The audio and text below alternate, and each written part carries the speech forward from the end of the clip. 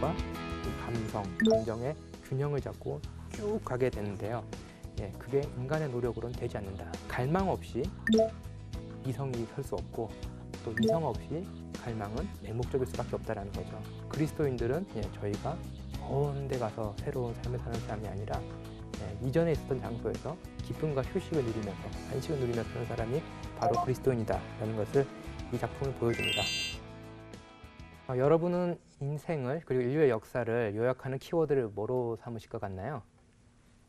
이 질문을 드리면 너무 뜬금없죠? 그래서 역사와 삶을 이해하는 키워드가 무엇일까를 가지고 많은 분들이 고민을 했는데 어떤 영문학자들이 이렇게 말을 합니다. 여행과 전쟁, 이 두 가지다라고 얘기를 합니다. 예를 들면은 서양 문명 최초의 그런 고전이라 할 수 있는 호메로스의 일리아드와 오디세이를 보면은 일리아드는 전쟁 얘기죠. 그리고 오디세이는 전쟁 갔다 돌아오는 여행 이야기죠.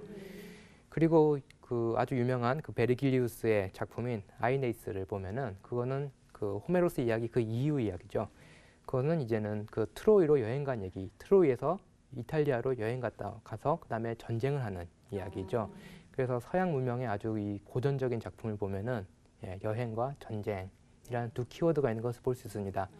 다른 말로 하면은 인류 역사가 여행과 이동과 아니면은 전쟁이라고도 할 수 있지만 저희의 삶도 끊임없는 순례의 길이자 순례의 길 속에서 경험하는 각종 그런 전투와 갈등의 모험이라고 할 수 있습니다. 그럼 이게 단지 문학 세계에서만 그럴까요? 문학 세계에서도 그렇지만 기독교 세계에서도 마찬가지라고 할 수 있습니다. 여러분 잘 아시는 존 버니언 아시죠?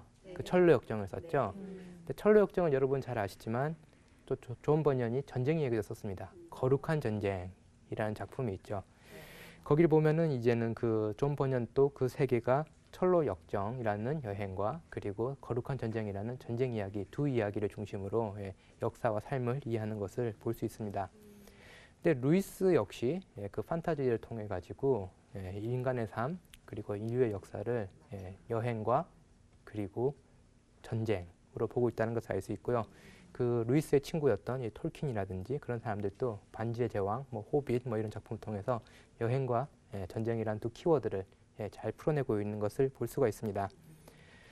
그래서 오늘 저희가 살펴볼 작품 중에 하나는 루이스의 가장 그 기독교인이 되고 가장 초기 작품 중에 하나인 순례자의 귀향이라는 작품입니다. 루이스는 그리스도인이 된 이후에 자기의 삶을 마치 그 긴 여정을 통해서 다시 그 신앙을 회복하게 되는 그 과정으로 그러게 됐죠. 그렇기 때문에 1931년도에 기독교인이 되고 바로 1년 뒤인 1932년 루이스는 8월 15일부터 29일까지 2주 동안에 아주 집중적으로 이 책을 완성을 합니다.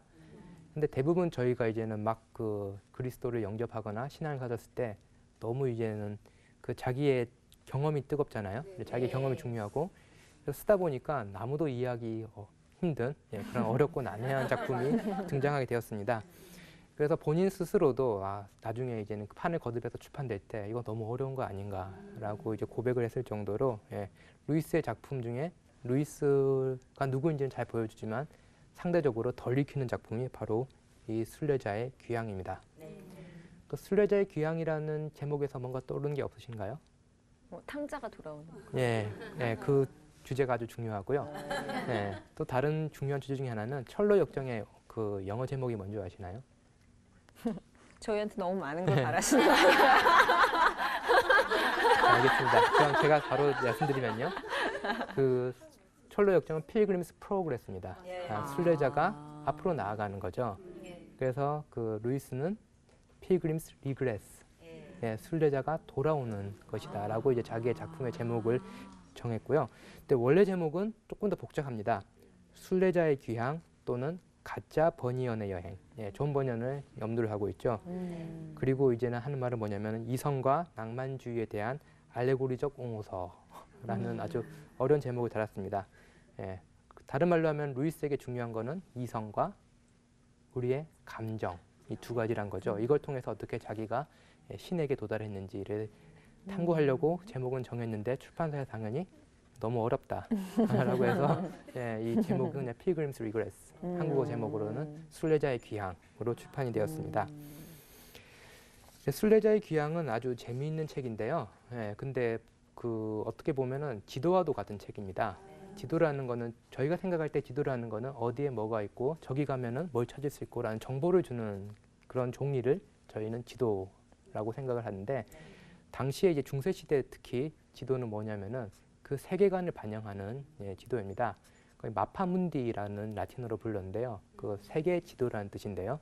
당시에 이제는 세계 지도를 보면은 저희가 알고 있는 그 정확한 게 아니라 지구는 동그랗게 생겼다라는 그 정도 지식은 있었고요. 동그란데 가운데에 뭐가 있냐면은 저희가 쓰는 세계 지도 가운데는 뭐가 있죠? 대한민국이 있죠. 예, 미국에서 쓰는 세계 지도의 가운데는 미국이 있고 유럽에서 쓴 데는 또 유럽이 있겠죠. 근데 그 중세 썼던 그 마파문디의 중심에는 예루살렘이 있습니다. 예, 그래서 예루살렘을 중심으로 그 세계가 있는데 당시 알고 있었던 지리학적인 지식과 신학적인 지식 그런 신화적인 지식들이 총 합쳐져서 만들어진 지도를 마파문디라고 합니다. 그래서 루이스의 이 작품은 어떻게 보면은 그 글로 쓴 마파문디, 글로 쓴 세계 지도라고 할 수 있습니다. 루이스가 경험했던 다양한 생각들 그리고 자기가 겪고 통과했던 다양한 경험들을 풀어놓은 책이라고 할 수 있습니다. 근데 이 책에서 저희가 볼 수 있는 가장 중요한 주제 중에 하나는 이성과 감정이 충돌한다는 데 있습니다.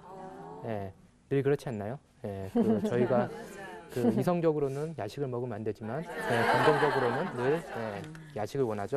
예, 그래서 교수님은 안 그러실 것 같았는데 저도 그렇습니다. 교수님은 그러세요. 상상력으로 극복하고 있습니다. 그래서 그 존 버년의 그 패러디에서 주인공 이름이 존입니다.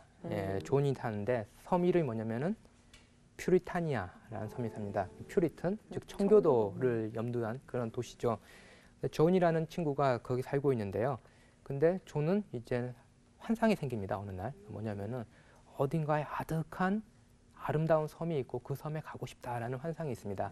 이거는 갈망 내지는 상상력 혹은 감정을 상징하겠죠. 근데 또 밤에 자려고 그렇게 하면은 또 자기가 했던 일들에 대한 도덕적인 죄책감이 듭니다. 이거는 뭘 의미하냐면은 이성적인 걸 생각하는 거죠. 내가 생각해봤더니 내가 해야 될 건 못했구나, 지켜야 할 건 못 지켰구나. 그래서 이 신비한 섬에 대한 환상 그리고 왠지 모르게 생긴 죄책감 이 둘 때문에 존은 이때까지 잘 살던 부모님 집에서 나오게 됩니다. 그래서 그 자기가 왜 이렇게 무엇인가를 동경하는가 그 근원도 찾으려고 그러고요. 왜 자기가 이 도덕적인 죄책감이 생기냐 그 근원도 찾으려고 하다가요. 그래서 이 갈망을 충족하고자 어떨 때는 성에 집착하기도 합니다.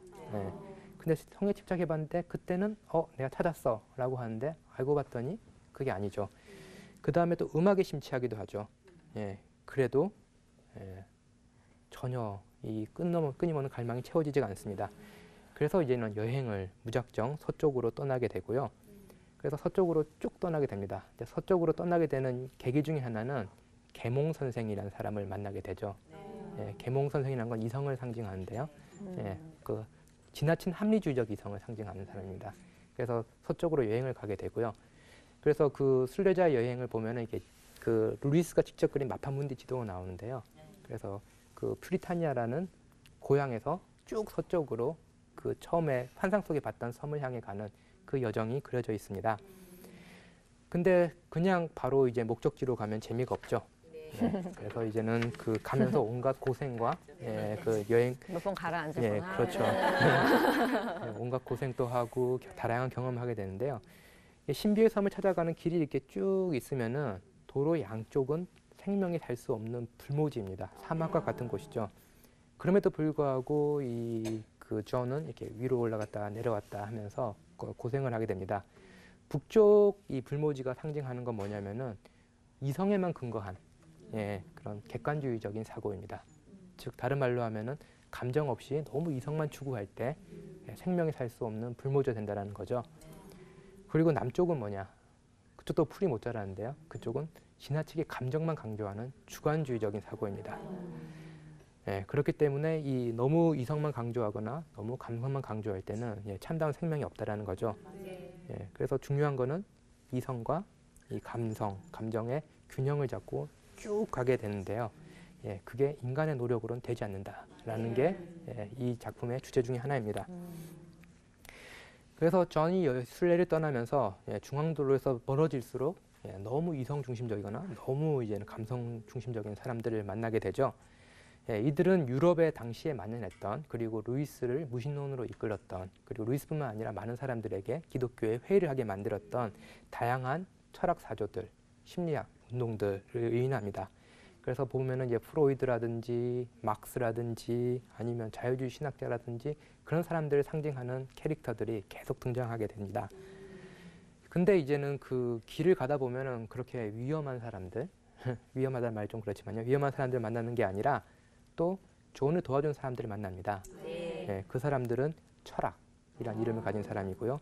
그리고 역사, 뭐 이런 사람들이 있죠. 이런 사람들은 존이 바른 길을 가야 되고 어떻게 하면 바른 길을 가야 되는지를 알려드립니다. 제가 지난 시간에 말씀드렸듯이 루이스가 첫 번째는 상상력의 그런 세례를 받았고 두 번째로는 어떤 지적인 회심을 했다 그랬죠. 근데 지적 회심을 했던 계기가 철학 공부를 하고 인문학 공부를 하면서 그랬다고 그랬는데요. 마찬가지로 이 순례자의 여행을 보면은 철학과 역사는 루이스가 상징적으로 나타나는 존이라는 인물이 다른 길로 갈 때 그럼에도 불구하고 바른 길로 가는 어떤 길잡이 역할을 완전히는 못하지만 어느 정도는 해주는 그런 역할을 하게 됩니다. 순례자 여행에 대한 문헌을 보면은 꼭 등장하는 또 중요한 캐릭터가 있죠. 지난 시간에 제가 잠깐 말씀드렸지만 친구가 항상 같이 가죠. 길은 혼자 가면은 외롭고 힘들지만 항상 길벗이 있죠. 그래서 존의 길벗도 이 책에서는 미덕, 미스터 벌추라는 이름으로 등장을 합니다. 즉 양심을 의인화한 인물이죠. 이 친구가 얼마나 양심적이냐면요. 목적지가 어딘지 몰라도 꼭 하루에 정해진 만큼은 길을 걸어야 하는 인간입니다. 그런 분들 많이 있죠. 뭘 하든 뭘 하더라도 자기 원칙에 충실하고 싶어하는 그런 분들 계시잖아요. 이 미덕이 그거를 상징하는 거죠. 비록 그렇게 규칙에 따라 살다 보면은 재미가 없을 수도 있고 목적지가 뭔지 몰라도 그 규칙 자체가 목표가 돼서 사는 사람들이 있을 수 있죠. 근데 이제는 존 같은 경우는 여행이 너무 힘들어 이제 북쪽으로 더 안 올라갈래 그랬는데 또 이 미덕 친구는 또 규칙적이기 때문에 그럼 혼자서라도 북쪽 가겠다라고 혼자 여행 갔다가 엄청 고생하고 내려오기도 합니다. 이거는 뭘 의미하냐면은 존은 아까 말씀드렸듯이 어떤 갈망, 욕망, 감정에 강한 인물이고요. 미덕은 양심, 이성적인 자기 원칙 이런 게 중요한 친구죠. 즉 갈망 없이 이성이 설 수 없고 또 이성 없이 갈망은 맹목적일 수밖에 없다라는 거죠. 그래서 이 존과 미덕이 항상 함께 가듯이 이 저희의 갈망과 그런 양심은 떨어질 수가 없다라는 걸 보여줍니다. 근데 이제는 문제는 아까 제가 말씀드렸듯이 인간이 이 주관주의와 객관주의 혹은 이성과 감성을 자기 힘으로는 이게 균형을 잡을 수 없다는 데 있습니다. 그래서 그 존이랑 미덕이랑 같이 가다가 잘 가다가 어느 순간에 절벽에 절벽에 다다르게 되는데요. 이 협곡이 있는데 그 협곡은 뭘 상징하냐면은 그 아담의 죄로 인해 첫 번째 농부의 죄로 인해 생겨버린 협곡입니다. 그래서 이걸 넘어야지 섬에 가는데 협곡이 너무 커서 이걸 넘을 수가 없는 거죠. 그래서 둘이 어떻게 할까라고 고민하고 있는데 갑자기 한 노인 등장합니다. 한 할머니가 등장하는데요. 그 할머니의 이름은 마더 커크. 어머니 커크라는 표현이 처치와 같습니다. 교회죠. 그래서 이 남루한 할머니, 옷도 정말 거지 같은 옷을 입고 나타난 할머니가 나타났으니까 누굴까라고 의아했죠. 그러고 있는데 이제 그 할머니가 니네 힘으로는 이 협곡을 건널 수가 없으니까 내가 업어서 넘겨주겠다라고 합니다.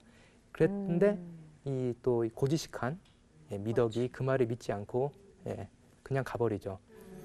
그러면서 하는 말 중에 재미있는 게 뭐냐면은 그 하나님의 며느리가 이렇게 남루한 옷을 입고 있을 수 없다라는 표현을 씁니다. 하나님의 며느리 이게 어떤 표현일까요? 이브? 왜냐하면은 그 신약 성경을 보면은 교회는 그리스도의 신부이죠. 그리스도는 하나님의 아들이죠. 그러니까 교회는 하나님의 아들의 아내이기 때문에 하나님의 며느리죠. 그래서 하나님의 며느리가 이렇게 남루한 옷을 입고 있을 수는 없다라고 하면서 믿지를 않게 됩니다. 그래서 미덕이 이제는 불신하고 이제는 엄청나게 고생을 하다가 결국은 자기 힘으로 건널 수 없음을 깨닫고 다시 이제 그 마더 커크에게 돌아오게 되죠. 그때 이제 마더 커크를 봤더니 그때 남루했던 옷 대신에 아름다운 왕관과 그 권위를 상징하는 호를 가지고 있는 것을 볼 수가 있습니다. 여기서 저희가 볼 수 있는 게 루이스가 그리는 인간의 이상적인 모습입니다. 그게 본인이 걸어왔던 길이기도 하고요. 그건 뭐냐면은 저희는 이성과 어떤 감성, 상상력, 그리고 갈망 이런 게 항상 같이 가야 됩니다. 예, 그런데 이것을 저희 힘으로는 균형을 맞출 수가 없고요. 어떻게 균형을 맞출 수 있냐라고 하면은 신앙을 통해서 균형을 맞출 수 있다라는 거죠. 즉 마더 커크라는 전통적인 신앙, 교회의 신앙 고백 그것을 통해서만 저희는 이 이성적인 것과 저희의 감정적인 것에 조화를 이룰 수 있다라는 것을 이 작품은 그 알레고리적으로 어떤 유비적으로 비유적으로 보여주고 있는 것을 알 수가 있습니다.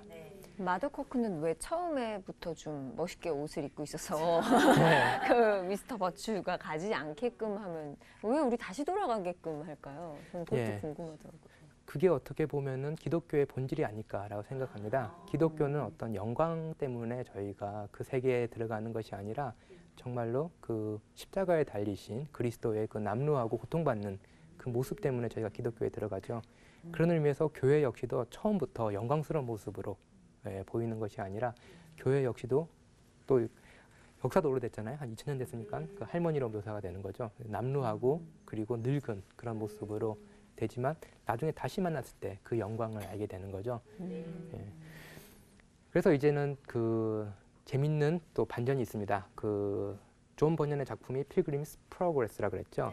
그래서 그 떠나는 여행이라면은 이제 루이스는 그 돌아오는 여행을 그립니다. 필그림스 리그레스를 하게 되죠. 그래서 그 마더 커크 교회를 통해 가지고 이제 그 자기가 원했던 섬에 도착하고 다른 말로 하면 그리스도인이 된 존은 이제는 다시 자기가 걸어온 길을 되돌아가라고 명령을 받게 되죠. 근데 갈 때는 올 때는 이렇게 막 고생하면서 왔다면 갈 때는 이제는 아주 가게 되는데요. 그때 존의 눈이 새롭게 뜨이는 것을 보게 됩니다. 이전에는 보지 못했던 것이 보이게 되고요. 예. 그러면서 주변 경관이 달라지는 것을 보게 되고 마지막으로 돌아왔더니 지구는 둥그니까 어떻게 되겠죠? 섬이 있으면은 그 섬 바로 뒤가 바로 자기 집인 겁니다. 예. 이게 바로 루이스가 말하는 기독교 신앙의 핵심입니다. 저희는 저희가 사는 이 현실을 떠나서 하나님을 만나는 것이 아니라 저희가 하나님을 만나게 됐을 때 이 현실을 새롭게 보는 눈을 가지게 되는 거죠. 이 일상생활 속에서 영성을 추구하고 이 일상생활 속에서 하나님을 만나는 것. 이게 어떻게 보면은 루이스의 가지고 있는 기독교 신학의 핵심입니다. 라고 할 수 있습니다. 그래서 그 전에 여행을 떠나기 전에 퓨리타니아에서 부모님의 집에서는 어땠죠? 갈망이 있고 죄의식이 시달렸다면은 이제는 그 집에 돌아왔더니 휴식과 기쁨이 있습니다. 그래서 그리스도인들은 저희가 먼 데 가서 새로운 삶을 사는 사람이 아니라 이전에 있었던 장소에서 기쁨과 휴식을 누리면서 안식을 누리면서 사는 사람이 바로 그리스도인이다라는 것을 이 작품을 보여줍니다. 이 강의를 마무리하면서 한마디만 더 하면요. 아까 말씀드렸듯이 기독교는 환상 없이 이 세상 그리고 우리의 일상을 보게 하는 그런 종교라고 말씀을 드렸는데요. 이 작품에서 제가 주의 깊게 보는 것 중에 하나는 뭐냐면은 여러 인물들을 만나잖아요, 존이. 존이 여러 인물들을 만나는데 딱 한 번만 감옥에 갇힙니다. 그 순례 도중에 존이 딱 한 번 투옥이 되게 되는데요. 그때 그 존을 감옥에 가둔 사람의 이름은 지그스문트 계몽입니다. 다른 말로 하면 지그문트 프로이드를 의인한 거죠. 그건 뭐냐면 루이스가 프로이드 심리학에 심취했기 때문에 자기가 무신론에 계속 갇혀 있었다라는 것을 비유적으로 보여주는 거고요. 근데 이제 자기 힘으로는 나올 수가 없습니다. 자기 힘으로 나올 수 없었을 때 그 존을 구해주는 건 뭐냐면은 이성이라는 여신의 모습을 한 기사입니다. 저희가 신앙생활에 있어서 이성의 중요성을 많이 약화시키고 살고 있는데 이성이라는 것을 저희가 약화시키다 보면은 우리가 어떤 시대에 살고 있는지 어떤 시대 정신의 포로가 되어 살고 있는지를 알지 못할 때가 많이 있죠. 이런 것을 저희가 깨닫게 해주는 것은 무엇이냐면은 이성입니다. 이성에는 보시면 알겠지만 두 측면이 있죠. 아까 말씀드렸듯이 존이 여행을 떠나게 만든 것은 강한 합리주의적인 이성이었다면은 존이 자유롭게 된 것은 뭐냐면은 제대로 쓴 이성이 있었기 때문에 존은 그 시대 정신으로부터 아니면 자기를 얼메이드 많은 것으로부터 벗어날 수가 있었던 거죠. 그러니까 저희도 알게 모르게 많은 시대 정신 그리고 우리 사회가 암묵적으로 저희에게 요구하는 그런 것들의 노예 상태로 살아갈 수가 있습니다. 그때 너무 저희가 이제는 감성이라든지 그런 중심으로 가다 보면은 이 시대가 요구하는 것에만 충실히 살 위험이 있는 거죠. 이럴 때는 때로는 저희가 강하게 그 이성의 힘에 비추어서 이 저희가 어떤 것에서 자유롭지 못한 것인지 한번 좀 깨달아 보면 좋을 것 같습니다. 그 여행을 보면은 이제는 그 고생을 했지만 존은 이제 든든한 친구를 가지고 고향으로 함께 돌아오게 되는 거죠. 갈망을 상징하던 존이 있다면은 양심을 상징하던 미덕이라는 친구가 있습니다. 저희가 살 때도 이렇게 저희가 가지고 있는 감정 그리고 저희가 가져야 될 양심, 이성 이 모든 것이 조화를 이루면서 신앙생활을 할 수 있는 그런 신앙생활의 길을 보여주는 것이 아마 이 C.S. 루이스의 시대자의 귀향이 아닌가라고 생각합니다. 오늘 준비한 강의는 여기까지입니다.